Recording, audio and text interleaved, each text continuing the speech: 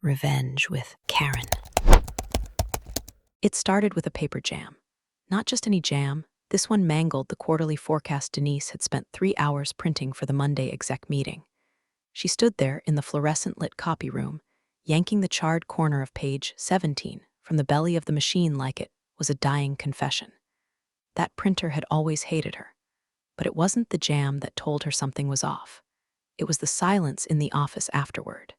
You know the kind. HR just microwaved a corpse kind of silence. Nobody made eye contact. Emails stopped mid-thread, and Brenda from finance offered her coffee without passive aggression. Something was coming. By the time Denise walked back to her desk, where her carefully stacked color-coded client files sat like obedient soldiers, she could feel it change, creeping in like a draft through a cracked window in February. But she wasn't worried. Not yet. She was Denise, 11 years deep, the fixer, the anchor, the woman who once talked down a multi-million-dollar client from defecting while the office fire alarm was blaring and someone was sobbing into a box of donuts in the break room. She'd seen org reshuffles before. Hell, she'd survived 3 CEOs, 2 rebrands, and 1 incident involving a disgruntled intern and a glitter bomb. You learn to ignore the tremors. Now, listen, I know 97% of you are out here listening to stories like this without subscribing. You're practically squatting in my copy room. Do me a solid, click that follow button, drop a like. It keeps this chaos machine running and motivates the poor souls editing my emotional trauma into digestible chunks. All right, let's keep going. On paper, Denise didn't look like a revolutionary. Her nails were always a neutral beige. Blazer game was solid but not flashy. She was the kind of woman who brought her own pen to sign contracts, always blue ink, always a backup in her purse. She remembered assistants' birthdays and CC'd people with terrifying consistency. But beneath that perfectly ironed calm, there was a mind like a shark in church shoes. Silent, focused, merciless when cornered. She'd built the strategic partnerships team from literal cubicle dust. In her first month, landed a regional logistics client that ballooned into a national whale. By year 3, she was the name clients requested, even the rude ones who thought they were God's gift to tech stacks. Denise didn't just manage relationships, she conducted them like symphonies. Deadlines got met.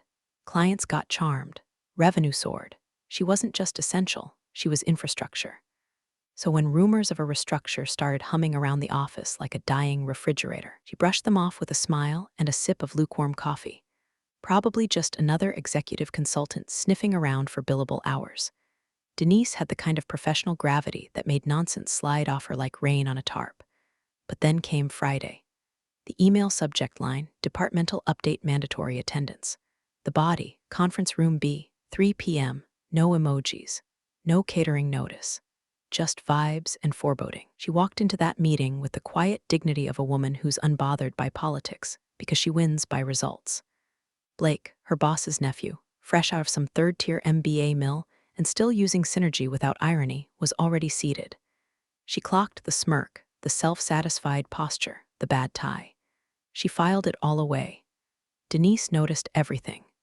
The VP coughed awkwardly and began, proud to announce a bold new leadership direction for strategic partnerships. Denise blinked. Blake beamed.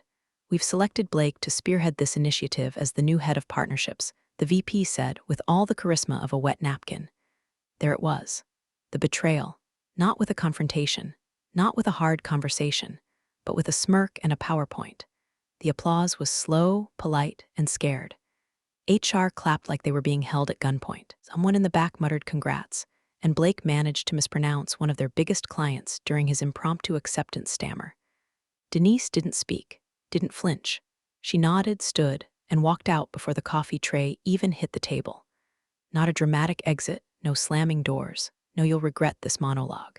Just a pair of heels clicking down the hallway like a countdown to something no one else could see coming. Back at her desk, opened a drawer she hadn't touched in 5 years, pulled out her original contract, scanned with surgeon's precision until her eyes landed on the words she never forgot.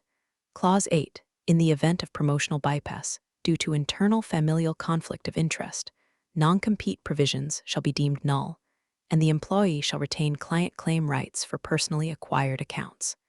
She smiled, then opened her email. Legal at company.com subject. Clause 8 no body. No attachments, just that line. And then she logged off. Not to cry, not to drink, not to spiral. She went to her favorite bar, ordered a bourbon neat, and watched the sunset paint the windows like stained glass while her phone started vibrating on the table. Unknown number, then again, then again. She didn't pick up. Because Clause 8 wasn't a warning. It was a loaded gun she'd been polishing for a decade. The Monday after Blake's little coronation felt like walking into a funeral for logic. He showed up 20 minutes late to his first all-hands, holding an iced coffee the size of a toddler and grinning like he'd just won a radio contest. Wore a blazer 2 sizes too small, sleeves bunched at the wrist like the fabric itself was trying to escape the man. Called it startup casual. Denise called it unemployment couture. He kicked off the meeting with a slide that said, "Let's disrupt the disruption." That was the title. No data, no objective, just a stock photo of a man in a suit jumping over a canyon. He said things like teamify and brain velocity. At one point, he pointed at Denise and called her the backbone of the past. Then winked. That silence you hear in movies before someone gets slapped, that's what filled the room. She didn't blink, twitch. But if you looked close enough, you'd have seen her pen stop moving mid-note. Just for a second. Like her thoughts had paused to pack a duffel bag. Later that day, HR pulled her into a glass-walled conference room and smiled like a group of androids who'd just completed their empathy training. "Denise," one of them cooed, "we just want to thank you. You really paved the way for this next phase of growth." Another one added, "You should be proud. Blake's going to take everything you built and amplify it." That one earned a single blink from Denise, slow and reptilian. Proud. This was the same Blake who once sent a pitch deck to a client with another company's logo on the footer. The same Blake who called a 3-year retainer client Brad on a Zoom call, even though her name was Susan, and it was in her damn email signature. Blake, whose biggest professional win was selling kombucha to his frat brothers out of his Honda and calling it a beverage disruption startup. Now he was amplifying. That night, Denise went home to her small, meticulously arranged apartment. No clutter, no noise. The kind of space where you could hear yourself think and, more importantly, plan. She poured a glass of Cabernet, opened her laptop, and typed in her old Dropbox password. It hadn't changed in a decade. Inside was a folder labeled simply, "Contingencies." Inside that folder, her contract. Scanned, highlighted, annotated, she scrolled slowly. Past the equity clause. Past the performance bonuses that never quite materialized. Past the glowing annual reviews from 3 different bosses, all of whom unfortunately couldn't push her name to the next level due to structural limitations. And there it was. Clause 8, not even bolded, just waiting, like a loaded snare beneath the office carpet. She read it again, slowly, then reached for her phone, opened notes, and wrote just 2 words, "Time's up." The next day, Blake led his first external strategy meeting. Mispronounced the name of their highest-grossing client. Twice. Called the COO of another dude. Tried to explain ROI to a woman who invented the metric framework he was quoting. Denise sat 2 seats down, hands folded, face neutral. But her eyes were already somewhere else, scanning new floor plans, calculating lawyer fees, weighing logo fonts. Back in her office, Blake swung by uninvited. "Hey, Den," he said, leaning on her doorframe like he was auditioning for a toothpaste commercial. "Need your magic on the Alteryx account. You're just so good with the boring clients." She stared at him for a moment too long, then said, "Mean the client that makes up 26% of our annual revenue?" He blinked. "Yeah, that one," she smiled. "Sure, Blake, I'll take care of it." And she did, just not the way he expected. That night she typed up her resignation. No body text, no explanation. Just one cold subject line, re Clause 8. The email went out at 7:03 p.m. Sent from her personal account. No body, no punctuation. Just that subject line, re Clause 8. It was the quietest detonation the company had ever seen. Denise hit send, closed the lid of her laptop, and stared at her reflection in the dark window. Behind her, the lights of the city flickered like dying embers, blinking boardrooms, overpriced condos, the soft glow of a world too busy patting itself on the back to notice what it had just lost. Her phone started buzzing before she made it to the kitchen. First it was the general counsel, Darren, who once told her Clause 8 was cute, but harmless. Then it was his deputy. Then came the CEO himself. Caller ID lit up with Kenneth A. C-suite like it was a fire alarm. She let it ring, then again and again. until eventually she just turned the phone face down and poured herself a glass of water, hands steady, eyes blank. She wasn't going to scream. She wasn't going to cry. Denise didn't do noise. He did damage, silent, surgical, and permanent. Across town, in a boardroom lit by the sickly glow of late-night LED panels, Kenneth stared at the email forwarded from legal with the slack-jawed horror of a man who just found out his car was towed with him in it. His assistant asked if she should prepare a statement. He waved her off like a drowning man rejecting a life preserver. Clause 8. Clause Fing 8. How had he forgotten? Denise had insisted on that clause herself. Back when the company was still small enough that she sat 3 feet from the CEO's desk, back when they called her the closer, and told her she had a seat at the table any time she wanted. Back before nepotism and boardroom ego turned promises into punchlines. He remembered the negotiation. She slid the clause across the table, calm as ever, and said, "If you ever decide blood is thicker than profit, I walk. I don't walk alone." At the time, Kenneth had laughed. "You'll never need this," he'd said, "your family." Now, Denise had walked and taken the heartbeat with her. Back in her apartment, Denise moved like a woman performing a sacred ritual. She pulled a slim black folder from the drawer beneath her coffee machine. It was labeled after. Inside, a short checklist. Send resignation, activate LLC EIN, notify legal counsel, call Celia, Altrix. Clean inbox, she opened a private browser tab and filed for business account under Granite Signal Consulting, a name she'd picked 2 years ago on a rainy Thursday when Blake had first bumbled into the office like a labradoodle in loafers. She'd seen the writing on the wall back then. She just needed to know where the bricks would fall. She wasn't leaving in anger. Anger burns hot, fast, and loud. This was colder, more permanent. Back at headquarters, Kenneth was barking orders into the phone, demanding client lists, calling legal a bunch of overpaid paperweights. He demanded to know which accounts she technically brought in versus those she merely maintained. The answer punched through the line like a coffin nail. She originated 3 of the top 5. Define originated, he hissed. She signed them, built them, managed them, renewed them. On record, Kenneth went silent.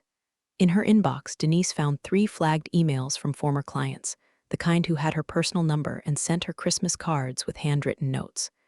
She drafted a reply, casual, precise. Nothing actionable yet, just, "I'll have more freedom to help starting next week. Let's catch up." She stared at the cursor for a moment, then hit send. She didn't draft a goodbye message, a LinkedIn post thanking the company for an incredible journey. No farewell lunch with sheet cake in the conference room. She'd eaten too much of that cake watching other people fail upward.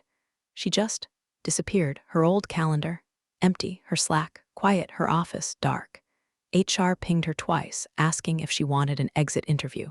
She left them on read, because some exits don't need permission. They just need silence, a contract clause you never thought she'd remember. Blake's first major meeting began with him spilling a cold brew across the boardroom table, and ended with him Googling the word escalation in real time. Somewhere between the two, he managed to bungle a product roadmap, insult a junior dev by calling him Code Guy, and attribute a 2-year retention strategy, written, executed, and nurtured by Denise, to team vibes. Client on the other end of the call was Martin Halpern. Halpern, who didn't laugh at bad jokes. Halpern, who once told a CFO to shut up or get out during a live procurement negotiation. So when Blake cheerfully said, "This new direction is going to synergize our pathways," Martin didn't even blink. He just leaned forward, narrowed his eyes slightly, and asked, "Where's Denise?" Blake chuckled like a sitcom character waiting for the laugh track. "Oh," Denise paved the way. "I'm just here to carry the torch." Martin didn't smile. "You dropped it." The meeting wrapped 15 minutes early. No follow-up questions, no confirmation of timelines, just Martin's executive assistant asking, curtly, if the decks could be resent, but with real data this time. Blake stumbled back into his office, visibly sweating through his light gray shirt. The interns avoided eye contact. His calendar, once stuffed with onboarding lunches and CEO one-on-ones, suddenly suspiciously blank. Meanwhile, 4 floors up, Kenneth was pacing, fast. He'd just come out of a finance check-in that confirmed what he feared. Altrix was stalling on their renewal. Ardent Corp, too. Both had been Denise's clients from day one. How many contracts had her name on them directly? Kenneth barked. Legal pulled up the files. One of the paralegals, a kid barely old enough to rent a car, swallowed hard and said, 3 of our top 5. She's the signatory of record. And according to Clause 8, she has clear origin rights. Kenneth sank into his chair like someone had slashed the strings holding him upright. He waved at his laptop. Check her activity. Did she leave any signs, any trail? They pulled up her digital history. No breach, no leaks. But one ping stood out. An email, not sent from the company account, detected through metadata in a client-side BCC. From D. Mercer Consulting at gmail.com to Celia Jordan at AltrixPartners.com subject. Quick catch-up body. Free to talk next week. It was dated 2 days after her resignation. Kenneth stared at it for a long time, then whispered, "She's already making moves." Across the building, Blake tried to salvage dignity by scheduling a team sync. It started with him blaming an intern for technical confusion, pointing at her resourcing bottleneck as Denise's legacy clutter. She didn't really empower handoffs, he said. The team sat stone-faced. One brave account manager raised her hand. "Blake, what's the current status of the Q3 rollouts?" He blinked. That's in motion, agile stuff. Which clients are you prioritizing for sequencing?" Another blink. All of them. The silence was so thick you could spread it on toast. Later that afternoon, HR received 3 anonymous complaints, all using the same phrase, leadership vacuum. At 6:12 p.m., one of Denise's oldest colleagues forwarded her a Slack message Blake had sent to the team. It read, "Hey everyone, let's rally around this new chapter. Big shoes to fill, but I've got new souls." Denise read it once, twice, then smiled, not a smirk. A true smile, the kind that says, "You just made my job easier." She minimized the message and opened her spreadsheet titled Transition Outreach. 4 names were already in green. Celia, Martin, Joelle from Ardent, each marked likely to switch. Trust established, high dissatisfaction.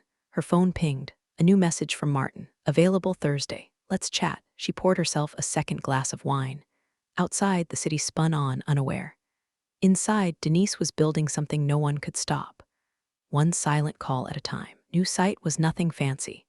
Just 4 clean pages and a logo she sketched on a napkin during her second glass of Tempranillo. It read, Granite Signal Consulting. Underneath, in smaller letters, "We don't chase noise, we build signal." No headshots, no blog, no performative mission statements about empowerment through synergy. Just the essentials, services, contact, credentials. A line Denise had waited 11 years to type without blinking. Founder, Denise Mercer. By Tuesday, it was live. By Thursday, it was found. Word traveled not through billboards, but whispers, the kind that float across C-suite dinners, get passed between executive assistants over kale salads, and land in Slack channels titled Internal-Only PLS. She didn't cold email a single soul. Didn't post on LinkedIn. Her version of marketing was absence, sudden silence where a powerhouse used to be. That silence started echoing. Altrix stalled their renewal for the 2nd week in a row. Ardent Corp requested a contract review delay, citing leadership transition concerns. Blake blamed Q2 fatigue. HR blamed legacy process gaps. Legal blamed ambiguous retention rights. No one blamed Denise, because no one could find her. Not officially. But one morning, she woke up to an email sent to her consulting inbox.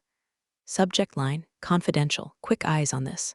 From Martin Halpern at AltrixPartners.com body, Denise got a new vendor proposal that smells like a rubber fire. Mind taking a peek off the record? No rush, but sooner is better. She didn't reply right away. That was key. She waited 5 hours, then responded with one line, "Send it. I'll give you signal." 5 minutes later, was in her inbox. A 48-page Frankenstein of jargon and desperation, written by someone who clearly thought blockchain and trust were interchangeable words. She marked it up like a high school English teacher grading the class clown's essay. She returned it the next morning, full of comments, questions, and surgical suggestions that exposed the vendor's plan as overpriced fluff with a side of legal risk. Martin replied, "That's the Denise I remember. Let's talk more soon." She left it there. Meanwhile, at her former company, the finance team started asking questions. Why are 3 of our top clients stalling? Why did the last 2 sales decks go unopened? Why are our Q3 forecasts down 17% in 6 days? The VP of sales suggested it was just seasonal. The CFO wasn't buying it. She quietly asked legal for any updates on the Clause 8 situation. They had none. Denise hadn't broken any rules. She hadn't even officially engaged a client yet. No breach, no lawsuit, no trail, but a chill had settled over the boardroom. They felt her absence like a removed organ. Everything still ran, technically, but nothing worked the same. And Denise, she was thriving. Her workspace was her kitchen table. Her dress code was barefoot with a side of vengeance. She had time to stretch in the mornings, time to think between calls, time to read contracts slowly and thoroughly, the way she used to, before bureaucracy chewed hours into ribbons. She was building slow but right, and she wasn't alone. 2 former colleagues had already reached out, not to gossip, but to ask how she did it. One of them, Maya, had handled logistics like a surgeon, and once turned a failing project into a $2 million upsell with a single vendor switch. Denise replied, "You ever want to build something that respects your brain, let me know. No pressure, just a window." By the end of the week, Denise had a list. Not a pipeline, not a roadmap. A list of people who remembered, who saw how the sausage was made and got tired of eating it.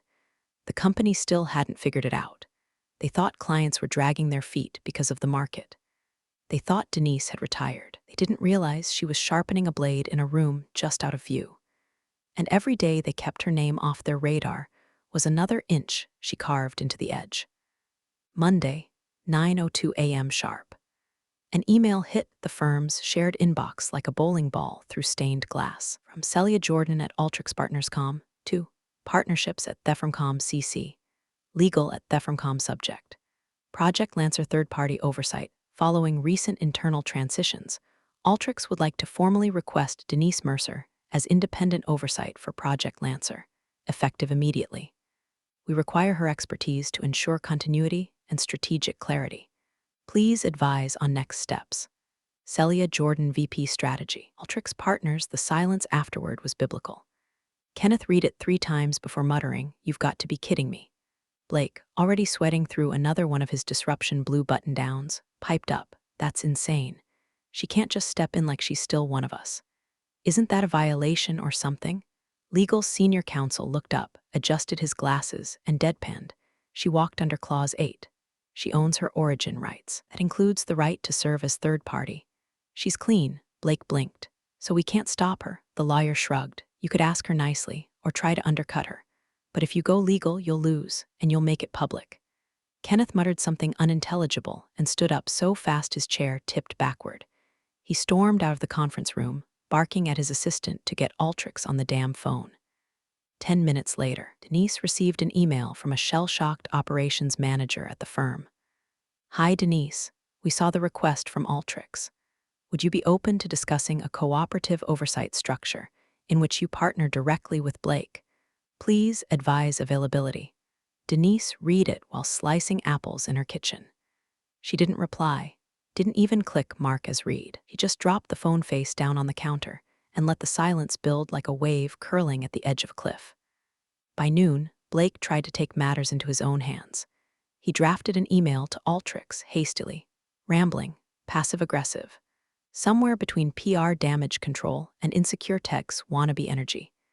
It included gems like, "While we respect Miss Mercer's past contributions, current leadership is more aligned with next-gen scalability and modern methodology. And her legacy approach may not fully integrate with our current innovation pipeline, but we're open to accommodating her in limited scopes." It was meant to go to Celia. He accidentally CC'd the entire Ultrix procurement team, Denise's old account manager, and somehow Denise herself. When she opened it, mid-yoga, subject line read, "Let's talk Lancer." Managing Denise, she didn't respond. She just exhaled, calmly rolled up her mat, and turned on her espresso machine. Blake, realizing his error 10 minutes later, sent a frantic correction email filled with backpedaling jargon and a fake smiley emoji at the end. It didn't help. By Tuesday, Ultrix submitted a revised contract draft that removed Denise's former company entirely as strategic partner, listed her as sole oversight. Kenneth called an emergency meeting. Legal suggested trying to enforce a reputation clause. The CFO shut that down instantly. "She hasn't spoken. She hasn't posted. She hasn't even tweeted. You'd be suing a ghost." One of the junior analysts said it best, "She's not fighting us. She's just winning." The silence Denise maintained became legend. In the absence of denial, her confidence became fact. Every email she didn't send made them sweat harder. Every call she didn't return was interpreted as a power move. Her quiet was louder than their panic. Meanwhile, at Granite Signal, Denise took a single call from Joyelle at Ardent Corp. Hey D, just FYI, if your rates are the same as last year, we're in. Legal's already drafted the amendment. Denise smiled. I'll have it signed by Friday. She didn't gloat, didn't celebrate, just added Joyelle to the confirmed column of her spreadsheet and moved on. Because while the firm was flailing in meetings trying to decode her intentions, Denise was already 3 clients deep into her next empire. Thursday morning, 8:47 a.m. Denise's inbox pinged with a familiar scent of desperation disguised as opportunity. Subject: exciting new role proposal confidential. It came from Marla in HR. The same Marla who once said during a performance review that Denise lacked personal branding flair. Now, the flairless ghost they'd tried to erase was single-handedly redirecting their top-tier clientele like Moses parting the Red Sea. The email began with the usual HR perfume, passive flattery mixed with corporate therapy speak. Denise, been reflecting on your invaluable contributions and would love to explore a fresh opportunity that aligns with your unique strengths and evolving goals translation. We're bleeding out and your fingerprints are still on the bandages. It offered a temporary advisory position, strategic brand realignment consultant, 3-month term, board visibility, generous hourly rate, full autonomy. The kind of offer that would make most ex-employees perk up, feel vindicated, maybe even consider stepping back in for a victory lap. Denise didn't even read to the bottom. She forwarded it to her lawyer with one word: declined. No signature, no pleasantries. Her lawyer's reply came 3 minutes later: understood, very clean move. I'll notify them formally. Later that day, while sipping coffee on her balcony and watching the dog walkers drag half-awake beagles past her building, Denise got a call from a restricted number. She let it ring out. Again. By noon, her phone vibrated with a new message from a friend in operations, board chatter. Someone finally admitted Kenneth ignored Clause 8, might blow up. Attached, a screenshot of an internal thread between 2 board members. One line stood out, circled in red. We told him about Clause 8 in 2021. He laughed and said if Denise ever invokes it, it means we're already screwed. Denise grinned, teeth showing. She hadn't smiled like that in months. She opened her notes app and jotted it down like a line of poetry. He knew. That night, Marla followed up. A second email, shorter and a lot more honest. Denise, if this is about Blake, please know we've spoken with him. There's room to revise the leadership structure. We're open to your terms. Best, Marla. Denise didn't respond. She just added another line to her spreadsheet next to Marla's name, reactive. Late. Still doesn't get it. Meanwhile, inside the firm, damage control was failing to find traction. Clients weren't angry, they were just gone, quietly migrating to Denise's new orbit like satellites finding their rightful planet. Finance ran projections with her gone. They weren't pretty. Q4 client retention, minus 38% forecasted churn, $9.4 m net new revenue, $1.7 m, mostly from discounting and emergency packages. The board convened an after-hours meeting. Kenneth was asked if Denise's clause could be renegotiated retroactively. The legal team laughed, actually laughed, then politely reminded the room that Denise had followed protocol to the letter. Walked through the door you left open, one of them said, and locked it behind her. The firm sent one last olive branch, a branded gift box, glass plaque, generic thank you note, and a potted succulent that arrived half dead. Denise took a photo of it, captioned it, their loyalty, in plant form.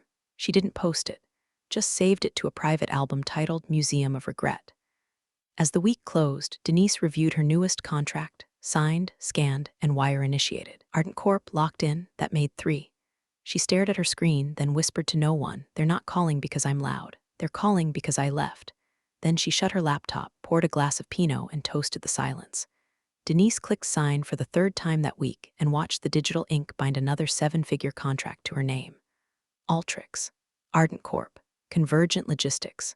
3 whales, 3 empires she had hand-fed during her old life, all now officially swimming in her new pond, Granite Signal Consulting. She didn't frame the contracts. She didn't even print them. They were already stored, triple backed up, and encrypted across 2 clouds and a cold drive. Profit margin, 72%. Overhead, practically nil. Team, 2 laptops, 1 espresso machine, and a legal retainer named Gloria who billed like a sniper, only when it mattered. Her days were structured but soft. Morning strategy calls in pajama pants. Midday walks. Afternoons for deep work, contracts, pitch decks, roadmap builds. She no longer lived between other people's calendars or panicked fire drills. Denise wasn't scaling a company. She was sharpening a weapon. By Friday, she had her first quarterly projection sheet done. The numbers were obscene in a quiet, clinical way. Then came Maya. Maya had been the brain behind the vendor pipeline at the firm, a woman who once rebuilt an entire operational dashboard overnight after a visionary VP forgot to renew the license. Denise had been watching her from a distance, watching how she was pushed to the sidelines when Blake needed someone to blame for a missed metric. Denise sent her a simple message. "What if your work mattered again?" Maya replied with a single sentence. "Tell me where to sign." Then came Jorge, ex-finance, used to run point on renewals and retention modeling. He had a knack for spotting client fatigue before anyone else. Blake once called him paranoid. Denise had always called him right. She called him, asked for 5 minutes, gave him 10.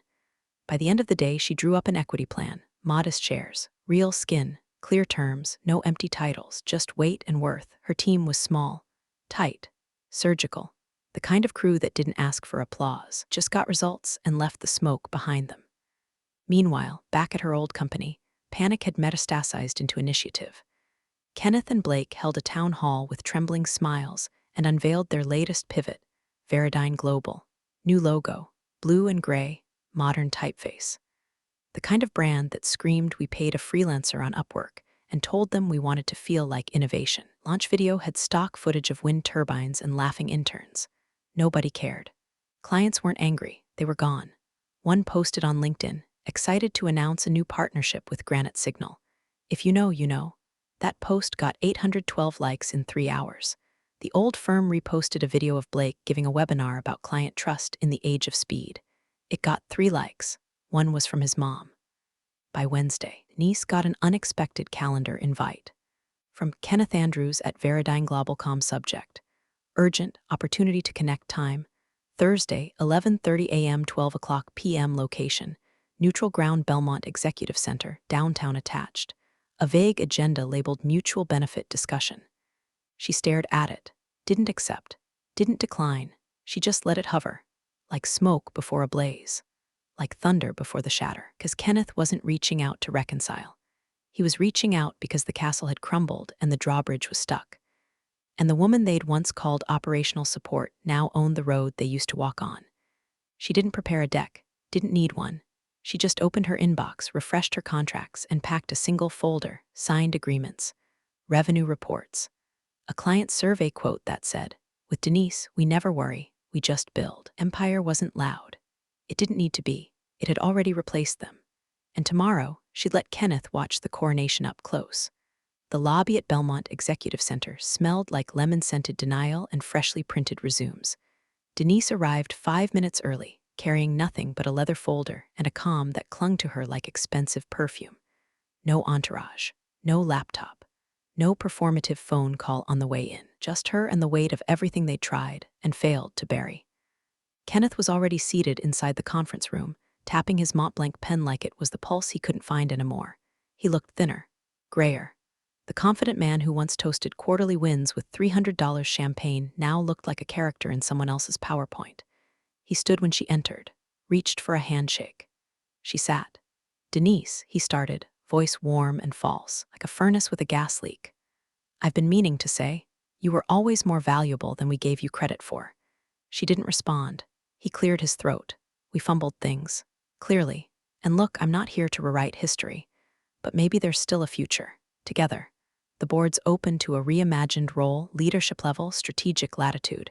You'd come in as a peer, not an employee." Denise tilted her head, eyes unblinking, like a hawk sizing up a limp squirrel. He pressed on. "We could have been better together, you and I. I mean, your institutional knowledge, our infrastructure, it doesn't have to be a war. It can be a reunion." She reached into her folder, pulled out 3 sheets of paper, slid them across the table like a blackjack dealer showing the winning hand. Altrix, ardent, convergent, signed, stamped, time-stamped. The ink barely dry. Kenneth scanned them in silence. His mouth twitched, that flicker of corporate composure fracturing under the weight of reality. She leaned in, voice low but laced with steel. "Clause 8 wasn't a loophole, Kenneth. It was a lifeboat. You didn't just ignore it, you laughed at it." She stood. "I didn't jump ship. I watched it sink." He tried to speak, some last-ditch half-apology, maybe a deflection. She didn't give him the room. Her phone buzzed in her coat pocket. Twice. New leads, new clients, new world. Turned to leave, but paused at the door just long enough to end it right. No raised voice. No triumphal smirk. Just a final sentence wrapped in velvet and gunpowder. Next time, read the fine print, especially the parts I wrote. Then she walked out, heels echoing across marble like a closing argument. By the time the elevator hit the lobby, she was already flipping through her next meeting notes. Above her, Kenneth sat motionless, staring at the clause he once dismissed, while Denise, the woman he called replaceable, had done the one thing he couldn't: replaced him. You're the real stars of the corporate jungle. Thanks for watching. Hit subscribe, or I'll flick the switch on your old cubicle memories.